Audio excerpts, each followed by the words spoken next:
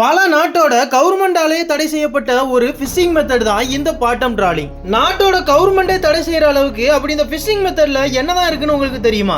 இந்த மெத்தட்ல வலைய கிட்டத்தட்ட 1 கிலோமீட்டருக்கு மேல வரைக்கும் வீசி கடலோட அடியில இருக்கிற சுறா மீன், டால்பின் மாதிரியான பெரிய மீன்ல இருந்து சின்ன மீன் வரைக்கும் மொத்தத்தையுமே பிடிச்சிருவாங்க. இப்படி பிடிக்கும் போது கடலுக்கு அடியில இருக்கிற ரொம்பவே ரேரான மீன்களும் கடலுக்கு நன்மை செய்யற மீன்களும் சேர்ந்து செத்து போயிடும். இதனாலதான் பல நாடுகள்ல இந்த மெத்தடை தடை செஞ்சு வச்சிருக்காங்க. என்னதான் கவர்மெண்ட் ரூல்ஸ் போட்டாலும் பல பேர் இந்த மெத்தடை யூஸ் பண்ணிட்டு தான் இருந்தாங்க. எப்படியாவது கடல் வளத்தை பாதுகாக்கணும், அதுக்கு இந்த ஃபிஷிங் மெத்தடை ஃபர்ஸ்ட் நிப்பாட்டணுங்கிற நோக்கத்துல கிரீன் பீஸ்ங்கிற ஒரு நிறுவனம் பிரில்லியண்டான ஒரு ஐடியா ஒன்னு பண்ணாங்க.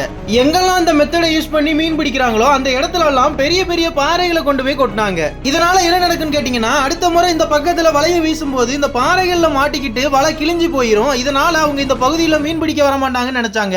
அவங்க நினைச்ச மாதிரி அந்த பிளானும் சக்சஸ் ஆகுது. இதுக்கப்புறம் தான் இந்த மெத்தடை யூஸ் பண்ணி மீன் பிடிக்கிறது படிப்படியா குறைய ஆரம்பிச்சிச்சு. நீங்க என்ன நினைக்கிறீங்க? கவர்மெண்ட் இந்த மெத்தடுக்கு தடை போட்டது கரெக்ட் தான் நினைக்கிறவங்க மறக்காம கமெண்ட் பாக்ஸ்ல ரெட் கலர் காட்ட கமெண்ட் பண்ணுங்க. இந்த வீடியோ பிடிச்சிருந்தா லைக் பண்ணுங்க. இந்த மாதிரியான இன்ட்ரெஸ்டிங்கான வீடியோக்கு நம்ம சேனலை தொடர்ந்து சப்ஸ்கிரைப் பண்ணி வச்சுக்கோங்க.